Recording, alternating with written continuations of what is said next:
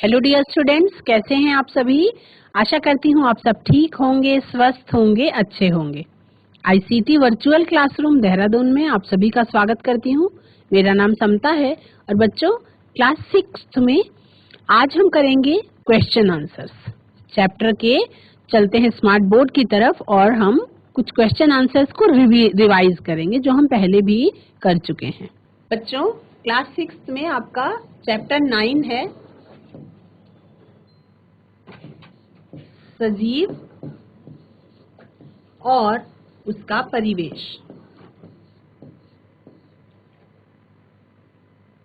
उसका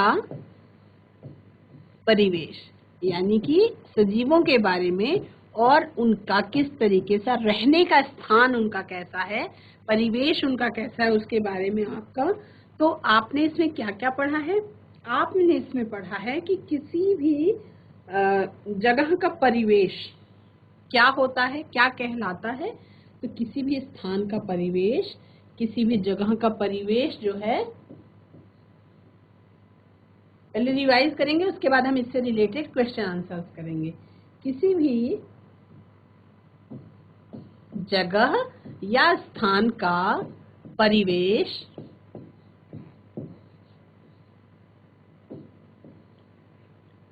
जिससे पौधे, जंतु और अन्य जीव रहते हैं, जहां पर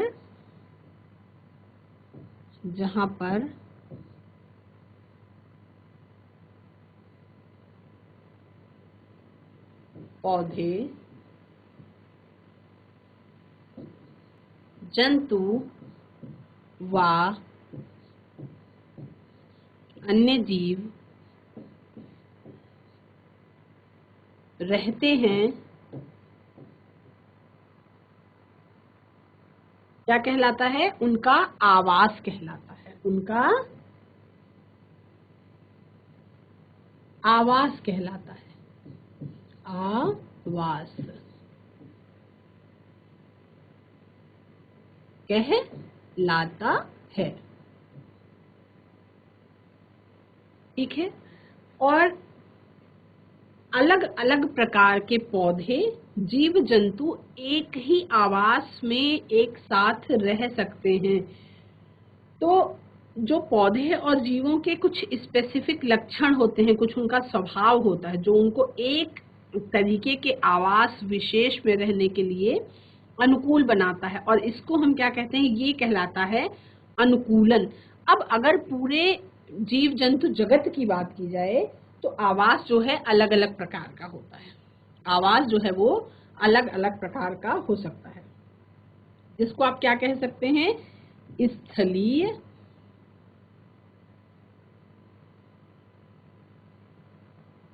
स्थलीय आवास यानी कि जमीन पर, पूरी जमीन पर रहने वाले जीव जंतु, पौधे, वनस्पतियां, और उसके बाद आपका जलीय आवास।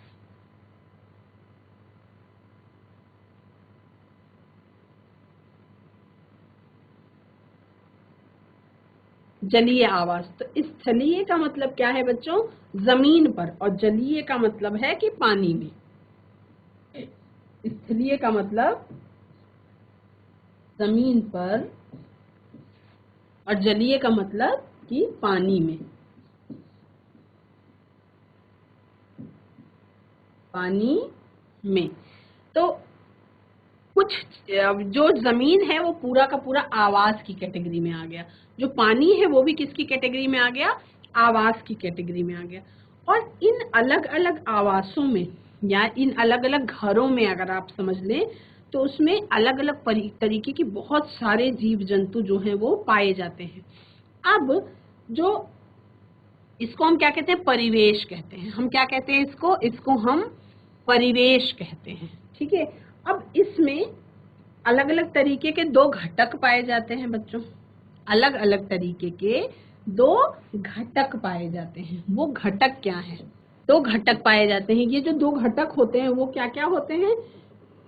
कुछ तो हम ये कह सकते हैं कि जीवित घटक होते हैं और कुछ निर्जीव, कुछ सजीव घटक होते हैं और कुछ निर्जीव घटक होते हैं। तो जो सजीव घटक होते हैं वो कौन कौन से होते हैं? घटक इसमें दो तरीके के होते हैं। जैसे आपका पौधे, ठीक है, आपका जंतु और आपका सूक्ष्म जीव, छोटे छोटे कीड़े मकोड़े, ऐसे जो आपको दिखते हैं आंखों से, ऐसे जो आपको नहीं भी दिखते हैं आंखों से, वो सब क्या कहलाते हैं? ये जैव घटक बनाते हैं। ये क्या बनाते हैं? जैव घटक बनाते हैं। ये बनाते हैं आपका जैव घटक, या ये इस परिवेश का बायोटिक कंपोनेंट होते हैं। Biotic component. और कुछ कैसे होते हैं? कुछ होते हैं आपके एबायोटिक कंपोनेंट। कुछ कैसे होते हैं? अजैव घटक। तो अजैव घटक में क्या क्या आते हैं?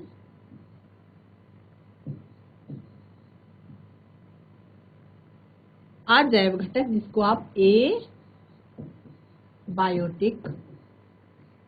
कंपोनेंट कहते हैं, उसमें क्या क्या चीजें आती हैं बच्चों? एबायोटिक कंपोनेंट में आपका आता है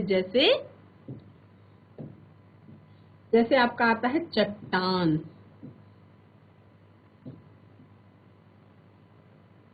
मिट्टी,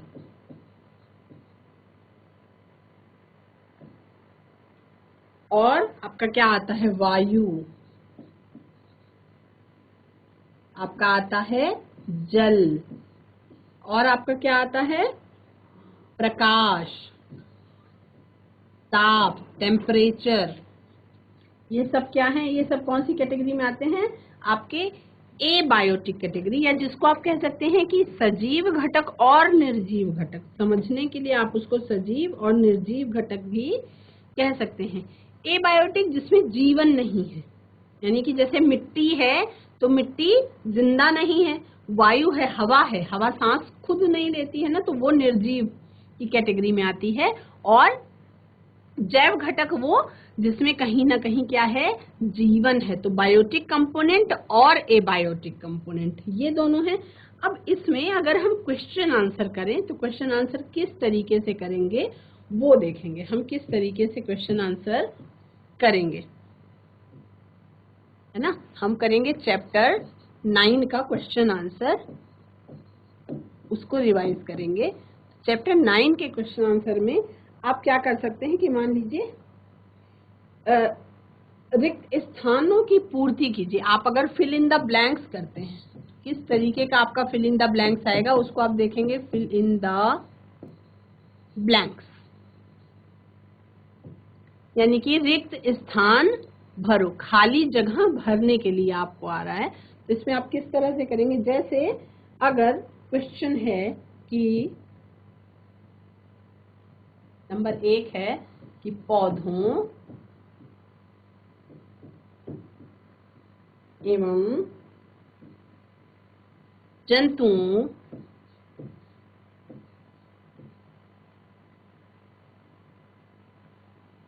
में पाए जाने वाले विशिष्ट लक्षण में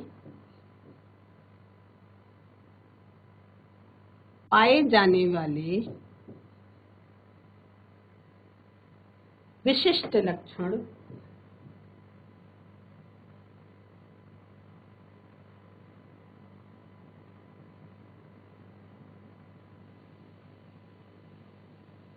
पौधों एवं जंतुओं में पाए जाने वाले विशिष्ट लक्षण जो उन्हें आवास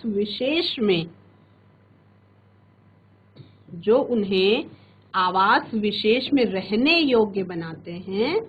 आवास विशेष में रहने योग्य बनाते हैं।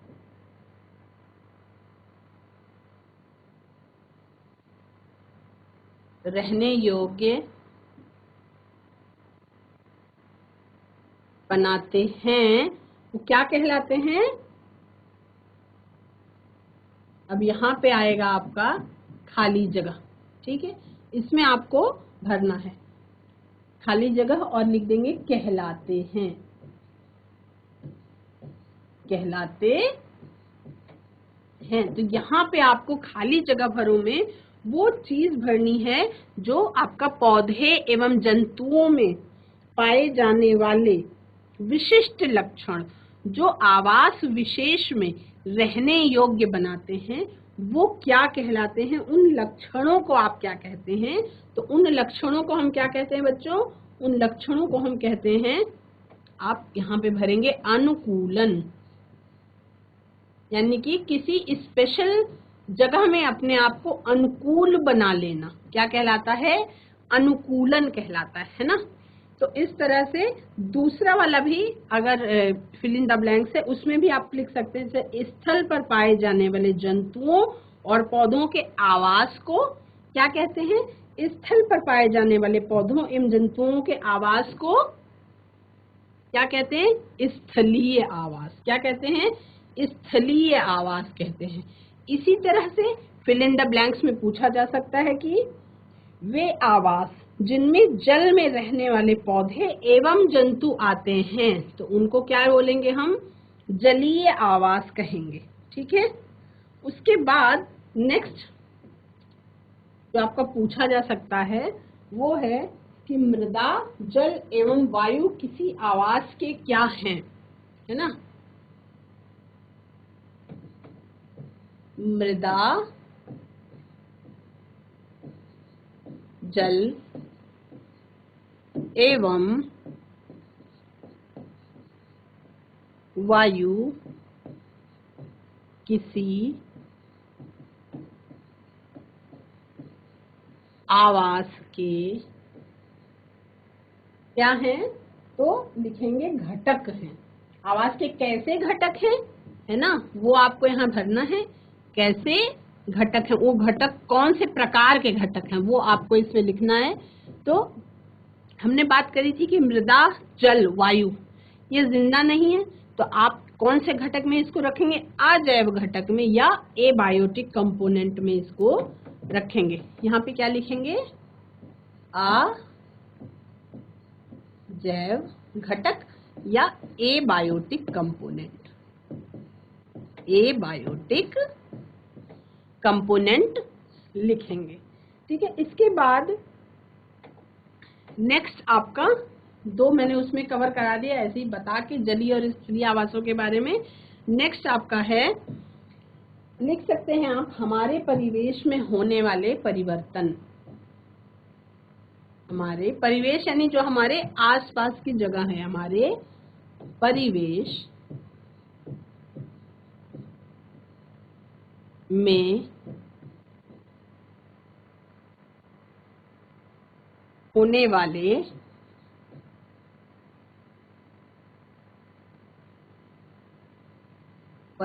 परिवर्तन, हमारे परिवेश में होने वाले परिवर्तन जिनके प्रति हम रिएक्ट करते हैं, इनके प्रति हम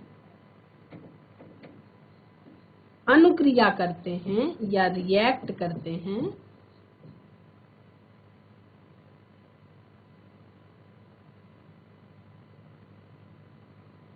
क्या कहलाते हैं, उद्दीपन कहलाते हैं। क्या कहलाते हैं, उद्दीपन कहलाते हैं, कहलाते हैं।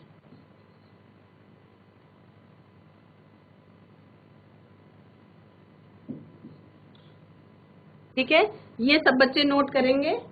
आगे बढ़ेंगे, हम आगे देखते हैं कुछ और एक्स्ट्रा क्वेश्चन आंसर देखेंगे कि जैसे स्थलीय आवास के कुछ उदाहरण, है ना। ये आप क्वेश्चन आंसर की तरह लिख सकते हैं अपनी कॉपी में। क्या लिखेंगे, स्थलीय आवास के कुछ उदाहरण। कौन कौन से स्थलीय आवास पाए जाते हैं, स्थलीय आवास। स्थलीय आवास का मतलब क्या हुआ, ऐसा आवास जो जीव जंतु वनस्पतियां स्थल पे रहती हैं, यानी कि जमीन पे रहती हैं, स्थलीय आवास की कैटेगरी में आ गए। अब इसके क्या उदाहरण हैं, जैसे क्या क्या हो सकता है, क्या क्या हो सकता है बच्चों, हो सकता है आपका जंगल, वन, क्या है, स्थलीय आवास। फिर क्या हो सकता है, घास के मैदान, घास के मैदान, ये भी आपका क्या हो सकता है, स्थलीय आवास हो सकता है। उसके बाद और मरुस्थल यानी कि रेगिस्तान, वो भी क्या हो गया आपका स्थलीय आवास की कैटेगरी में ही आता है, मरुस्थल। उसके बाद और आपके पहाड़ी क्षेत्र जो हैं या तटीय क्षेत्र हैं वो भी आपके क्या कहलाते हैं, चाहे समुद्र के आसपास का जो तट वाला इलाका है वो, और चाहे पहाड़, मैदान या पहाड़ कैसा भी, वो आपका क्या कहलाएगा, क्योंकि वहां पे रहने वाले जो जीव जंतु हैं, जो वनस्पतियां हैं, कहाँ पे रहती हैं, जमीन। ये चीज ध्यान रखेंगे, जमीन को याद रखेंगे। तो जमीन पर रहने वाले जितने भी जीव जंतु हैं, जितने भी वनस्पतियां हैं, कितने प्रकार का आवास होता है, उसमें हमने बात करी जंगल, जिनको आप वन कहते हैं, घास के मैदान, आपका मरुस्थल, और तटीय या पर्वतीय क्षेत्र, तटीय या पर्वतीय क्षेत्र। ये कुछ स्थलीय आवास का एग्जाम्पल है, ठीक है। आपका जलीय आवास के 5 उदाहरण दीजिए। अगर एक क्वेश्चन आ जाए, इससे रिलेटेड क्वेश्चन पूछा जा सकता है ना। मान लीजिए क्वेश्चन आ जाए कि जलीय आवास के 5 उदाहरण दीजिए, तो आप क्या लिखेंगे, जलीय आवास के 5 उदाहरण। जलीय आवास, जलीय आवास का मतलब ऐसे जीव जंतु, ऐसी वनस्पतियां जो कहाँ रहती हैं, जलीय मतलब कि पानी में, जिनको आप क्या कहते हैं, एक्वेटिक हैबिटेट। आप क्या कहते हैं, एक्वेटिक, एक्वेटिक हैबिटेट, है ना। आप सभी बच्चों एक्वेरियम के बारे में जानते हैं ना। एक्वेरियम में क्या रहती हैं, मछलियां। तो क्या नाम है उसका, एक्वेरियम, एक्वेटिक। तो एक्वा का मतलब होता है पानी, ध्यान से सुनेंगे इसको। एक्वा का मतलब होता है पानी, और एक्वेटिक का मतलब होता है जली। एक्वा का मतलब पानी, या जिसको हम क्या कहते हैं, जल, है ना। एक्वेटिक का मतलब हो गया जलीय, और एक्वेरियम का मतलब ऐसी जगह, ऐसा आवास जहां पे मछली रहती है, क्या कहलाती है, एक्वेरियम कहलाती है। तो एक्वेटिक हैबिटेट का मतलब हो गया ऐसा जगह, ऐसा आवास या ऐसा घर जहां पे ऐसे जीव जंतु या वनस्पतियां रहते हैं जो पानी के अंदर रहते हुए भी अपना जीवन यापन करते हैं, अपनी जीवनचर्या को निकालते हैं। तो जलीय आवास के आपको 5 एग्जाम्पल देने को बोला गया है। जलीय आवास के 5 एग्जाम्पल आप सबको पता है ना। कौन कौन सा हो सकता है, जैसे तालाब। तालाब जलीय आवास का बहुत अच्छा एग्जाम्पल है। दूसरा आपका क्या लिख सकते हैं आप, झील। झीलें भी जलीय आवास की कैटेगरी में आती हैं, है ना। तीसरा आप क्या लिख सकते हैं, तीसरा और क्या लिखा जा सकता है, हम लिख सकते हैं नदियां। नदियां भी जलीय आवास की कैटेगरी में आ जाती हैं। चौथा हम क्या लिख सकते हैं, हम समुद्र लिख सकते हैं, समुद्र भी लिख सकते हैं, ये भी जलीय आवास की कैटेगरी में आती है। आप सबको पता है कि इन सारी जगहों पे जीवन होता है। तालाब में भी मछलियां पाई जाती हैं, नदियों में भी, तालाब में भी बहुत सारे तरीके के पेड़ पौधे होते हैं, नदियों में भी अलग अलग वैरायटी, समुद्र में बहुत गहराई तक जीवन है। आप सबको पता है बड़ी बड़ी मछलियां जो हैं वो कहाँ रहती हैं, समुद्र में रहती हैं। तो और कितना गहरा, बहुत गहराई तक भी इसके अंदर क्या होता है, जीवन होता है। बहुत गहराई तक भी इसमें रहने की जगह होती है, यानी कि क्या होता है, हैबिटेट होता है। तो वो उसका क्या हो गया, वो उसका परिवेश, जलीय परिवेश हो गया, है ना। तो जलीय आवास, उस जलीय परिवेश कहाँ कहाँ हो सकता है, अलग अलग जगह। जैसे आप बिल्कुल ऐसे समझ लो कि जैसे अलग अलग भगवान ने बहुत छोटे बड़े अलग अलग तरीके के घर बनाए हैं, और जिसको जिस घर में रखा है वो उस घर में रहता है। जैसे तालाब में छोटी छोटी मछलियां रहती हैं, लेकिन समुद्र में बहुत बड़ी बड़ी मछलियां रहती हैं। तो तालाब क्या हो गया, छोटा घर हो गया छोटी मछलियों के लिए, और समुद्र क्या हो गया, बहुत बड़ा घर हो गया बड़ी बड़ी मछलियों के लिए। और वो किस तरीके के घर होंगे, जलीय घर होंगे, यानी कि एक्वेटिक हाउसेज होंगे। जो किसने बनाए? भगवान ने बनाए। तो भगवान ने तालाब में छोटी छोटी मछलियों को जगह दी। अगर ये बोला जाए कि तालाब में बहुत बड़ी मछली, व्हेल मछली तालाब में रह सकती है? नहीं, उसके लिए जगह दिया भगवान ने समुद्र, क्योंकि समुद्र बहुत बड़ा है और समुद्र में बहुत बड़ी बड़ी मछलियां रह सकती हैं। तो जलीय आवास के 5 एग्जाम्पल आपको देने हैं। पहला है तालाब, दूसरा हो गया नदियां, तीसरा हो गया नदियां, दूसरा हो गया झीलें, चौथा हो गया समुद्र, और पांचवा एक और जगह है जो आप लिख सकते हैं। वो क्या है? ऐसी जगह जिसमें आप कंफ्यूज हो जाएंगे कि आप इसको स्थलीय लिखें या जलीय लिखें, लेकिन जमीन में अगर बहुत ज्यादा पानी का कंटेंट आ जाए, है ना, उसको हम कहते हैं दलदल। तो दलदल भी आपका जलीय आवास की ही कैटेगरी में आएगा। अब इसमें घटकों के बारे में हमने पढ़ा कि जैविक घटक होते हैं और अजैविक घटक होते हैं, यानी कि बायोटिक कंपोनेंट होते हैं और एबायोटिक कंपोनेंट होते हैं। अब कुछ हम जलीय जीवों और जलीय पौधों के नाम सीख लेंगे। कुछ जलीय जीवों के और जलीय पौधों के नाम सीखेंगे। तो जलीय जीवों के क्या क्या नाम हो सकते हैं? कुछ तो तुरंत, मछली तो हर बच्चा तुरंत ही बता देगा। उसके अलावा कौन कौन से जीव हैं जो पानी में रहते हैं? कम से कम 10 नाम बताने होंगे आपको, कम से कम 10 नाम बताने होंगे। पहला तो क्या लिख सकते हैं? ऐसा जंतु जो पानी में भी रहता है और जमीन पे भी रहता है। सबसे पहला हम लिख लेंगे मेंढक। दूसरे में क्या लिख सकते हैं? सबसे आसान, बहुत सिंपल, आप सबको पता है कि पानी में रहने वाले जीवों में सबसे पहला नाम किसका आता है? मछलियों का, है ना। मछली जल की रानी है, जीवन उसका पानी है। तो क्या है? हम लिख सकते हैं मछलियां। क्या लिख सकते हैं? मछलियां। तीसरा और हम क्या लिख सकते हैं? जलीय जीवों में बत्तख भी जलीय जीवों की कैटेगरी में ही आता है। ठीक है। उसके बाद और क्या हो सकता है? जिसको हम कहते हैं मोलस्क।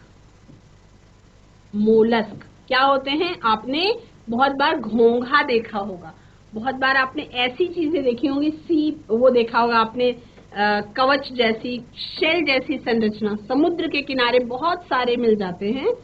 वो उसके अंदर जीव मौजूद होते हैं, है ना, वो आपका मोलस्क की कैटेगरी में आते हैं। उसके बाद आप क्या देख सकते हैं? कछुआ। कछुआ भी कैसा जीव है? जलीय जीव की कैटेगरी में आता है। और क्या देख सकते हैं आप? प्रोटोजोआ। बहुत सारे ऐसे जीव जो बहुत छोटे होते हैं, आप उनको अपनी आंखों से नहीं देख सकते, इतने छोटे होते हैं, लेकिन वो पानी के अंदर ही रहते हैं। तो प्रोटोजोवल्स जो है वो भी आपका जलीय जीव की कैटेगरी में आते हैं। और क्या देख सकते हैं आप? और कौन सा? देखो, समुद्री घोड़ा, ये भी आपका जलीय जीव की कैटेगरी में आता है। समुद्री घोड़ा। और क्या लिख सकते हैं हम समुद्री घोड़ा के अलावा? जलीय जीवों की कैटेगरी में आपने एक बार हिप्पोपोटामस देखा होगा, दरियाई घोड़ा, वो भी आपका जलीय जीवों की कैटेगरी में आता है। दरियाई घोड़ा। मैंने लिखे 10 हैं, पर मैं जानती हूँ कि अगर बच्चों को माइक मिले तो बच्चे 20 की लिस्ट भी कंप्लीट करवा सकते हैं, मुझे पता है। दरियाई घोड़ा। और मगरमच्छ। मगरमच्छ भी कैसी कैटेगरी में आता है बच्चों? जलीय जंतुओं की कैटेगरी में। अब इसमें से कुछ जंतु ऐसे हैं जो पानी में भी जिंदा रह सकते हैं और जमीन पर भी आते हैं, है ना। जैसे क्या हो गया? कछुआ जमीन पे भी रहता है और पानी में भी। मेंढक जमीन पे भी रहता है और पानी में भी। मगरमच्छ भी आपने देखा होगा, रहता पानी में है, लेकिन कभी कभार जमीन पे भी आपको लेट के आराम करता हुआ दिखाई पड़ेगा। डिस्कवरी चैनल पे आपने बहुत बार देखा होगा, है ना। तो इसमें से बहुत सारे, यानी कि जो जलीय जीव हैं, भगवान ने इतना बड़ा आवास बनाया, उसमें विभिन्न प्रकार के, लाखों प्रकार के जीव कैसी जगह पे रहते हैं? जलीय यानी कि एक्वेटिक हैबिटेट में रहते हैं, और वो क्या कहलाते हैं? जलीय जंतु कहलाते हैं। 10वां नंबर का भी हम कंप्लीट कर लेंगे। दरियाई घोड़ा हो गया, मगरमच्छ हो गया, समुद्री घोड़ा, प्रोटोजोन्स, मेंढक, मछलियां अलग अलग बहुत प्रकार की, बत्तख, मोलस्क, जो आपका घोंघा के ऊपर जो शेल होता है वो उसके अंदर बहुत सॉफ्ट सा जीव होता है, कछुआ, ठीक है, किंग फिशर भी आपका, किंग फिशर ये भी आपका जलीय जंतुओं की कैटेगरी में आता है। ऑक्टोपस भी आपका जलीय जंतुओं की कैटेगरी में आता है। कभी भी आप जब एक्वेटिक हैबिटेट के बारे में दिखा रहे हैं, और डिस्कवरी चैनल पे आप देख सकते हैं कितने प्रकार के जीव जंतु जो हैं वो रहते हैं। पानी में लाखों प्रकार के जीव जंतु रहते हैं, जिसमें से केवल 10 की लिस्ट आपको कंप्लीट करनी है। एटलीस्ट इतना तो कंप्लीट होना चाहिए, है ना। इसी तरह से पानी में रहने वाले कुछ जीवों के भी हम नाम, कुछ पौधों के भी नाम हम समझेंगे। जलीय जीव हमने 10 देख लिए, अब हम जलीय पौधों के बारे में देखेंगे। कम से कम 10 जलीय पौधे, यानी कि ऐसे पौधे जो पानी के अंदर रहते हैं, ऐसे पौधे जो पानी के अंदर रहते हैं। जलीय पौधे का मतलब एक्वेटिक प्लांट्स, ऐसे पौधे जो पानी के अंदर रहते हैं। वो कौन कौन से हो गए? सबसे बड़ा एग्जाम्पल जो हमारे देश का राष्ट्रीय फूल है, वो कैसा है? जलीय पौधे की कैटेगरी में आता है। क्या आप सभी जानते हैं कि हमारे देश का राष्ट्रीय फूल कौन सा है?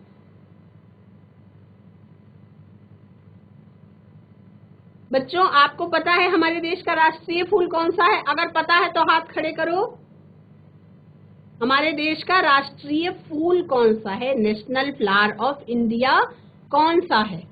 अगर आपको पता है तो हाथ खड़े करिए। वो जलीय पौधे की कैटेगरी में आता है, पानी में होता है। कौन सा है? कमल। कमल का फूल, यानी कि जिसको आप इंग्लिश में क्या कहते हैं? लोटस भी कहते हैं। लोटस भी कहते हैं, है ना। कैसा होता है? सुंदर सा गुलाबी रंग का फूल होता है, और ऐसा। ये क्या है? ये है कमल का फूल, जलीय पौधों की कैटेगरी में आता है। ये कैसा है? कमल का फूल है, जिसमें बहुत बड़ी बड़ी पत्तियां होती हैं, बहुत बड़ी बड़ी पत्तियां होती हैं। तो ये क्या है? कमल का फूल, और हमारा राष्ट्रीय फूल भी है ये क्या है? हमारा राष्ट्रीय फूल भी है, नेशनल फ्लावर ऑफ इंडिया। ये आपका जलीय पौधों में हमने सबसे पहले नंबर पे इसको रखा। दूसरे नंबर पे आप क्या रख सकते हैं? और इसके अलावा बहुत सारे पौधे हैं जिनका नाम आप दूसरे नंबर में लिख सकते हैं। क्या क्या लिख सकते हैं आप? दूसरे नंबर में हम देखेंगे जलीय पौधों में, जलीय पौधे। पहले नंबर में आपने लिखा कमल, जिसको आप इंग्लिश में लोटस कहते हैं। दूसरे नंबर में आप क्या लिख सकते हैं? दूसरे नंबर में आप लिख सकते हैं लिली, हाइड्रेला। लिली नाम का पौधा भी आपका पानी में उगता है। एक दूसरे प्रकार की लिली जमीन पर भी उगती है, हाइड्रेला। हाइड्रेला नाम का पौधा भी आपका पानी में उगता है। इसको नोट करते चलेंगे बच्चों। माइक पे बात नहीं हो पा रही तो कोई बात नहीं, आप इसको नोट करेंगे अपनी कॉपी में, और नोट करते, मुझे दिखाई पड़ रहा है कि आप नोट कर रहे हैं कि नहीं नोट कर रहे हैं, है ना। आप लिख सकते हैं वाटर हाइसिंथ, जलकुंभी का पूरे तालाब पे छाए हुए पौधों का एक लेयर आपने देखा होगा, जिसको आप क्या कह सकते हैं? वाटर हाइसिंथ बोलते हैं। क्या बोलते हैं? Water hyacinth. ये सब नाम हैं पानी में रहने वाले पौधों के। और क्या लिख सकते हैं? ये वाटर हाइसिंथ कैसा होता है? फूलों का पौधा होता है, इसमें बहुत फूल निकलते हैं, फूलों का पौधा। और क्या लिख सकते हैं? जलकुंभी, जलकुंभी, ये भी क्या है आपका जलीय पौधे की कैटेगरी में आता है। विभिन्न प्रकार के शैवाल जो तालाब पे आपको काई जैसी हरी परत मलमल के जैसी दिखाई पड़ती है, वो क्या होते हैं, शैवाल होते हैं। तो वो भी कैसी कैटेगरी में आते हैं, आपका जलीय पौधे की कैटेगरी में आते हैं। ठीक है, तो ये तो बहुत आसान था जो मैंने आपसे पूछा। अब इसमें से हम ट्रू और फॉल्स करेंगे। आपसे बात हो नहीं पा रही, मैं चाह रही थी कि रिवीजन हो रहा है तो आप बताएं, लेकिन बात हो नहीं पा रही है, तो फिर मैं क्या करूं, मैं आपको बता ही देती हूँ, है ना। आपका रिवीजन होता जाएगा, बच्चे सुन तो पा ही रहे हैं, है ना। तो आप फिर अनुकूलन क्या है, ये प्रश्न यदि पूछा जाए तो उसका आंसर क्या है ये समझेंगे। अनुकूलन क्या है, तो इसके बारे में बच्चों अगले सेशन में हम बात करेंगे कि अनुकूलन क्या है। बच्चों क्लास 6 में हमने जंतु और उनके परिवेश के बारे में बात करी। जलीय जंतुओं की लिस्ट हम बनाने की कोशिश कर रहे थे। स्थलीय जंतुओं के बारे में आपने जाना। जलीय पौधों की हम लिस्ट बनाने की कोशिश कर रहे थे। आप लोगों से बात नहीं हो पाई कि आप माइक लेके बात कर सके, तो इसलिए मैंने आपको पूरा बता ही दिया। कोशिश किया करो बच्चों की जब 2 वे कम्युनिकेशन होता है, आप बातचीत करोगे तो आपको चीजें बहुत अच्छे से समझ में आएगी, और उससे क्या होगा, मैं आपकी प्रॉब्लम्स को जान पाऊंगी, समझ पाऊंगी कि आपको कहाँ पे परेशानी है, और उस प्रॉब्लम का सोल्यूशन करूंगी। तो कोशिश करेंगे अगली क्लास में कि बातचीत जरूर करेंगे।